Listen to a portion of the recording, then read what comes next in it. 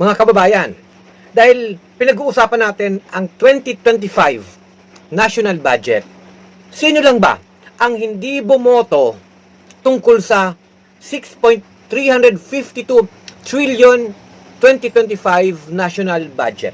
Tatlo lamang pong kongresista mula sa Makabayan Bloc ang hindi bumoto. Si Representative Raul Manuel ng Kabataan, Representative Arlene Brosas ng Gabriela, at si Representative Franz Castro ng Alliance of Concerned Teachers. Mga kababayan, hindi lahat ng oo ay para sa bayan. Sa pagpasa ng 2025 national budget, tatlong kinatawan mula sa Makabayan Bloc ang tumutol, malinaw na tumutol.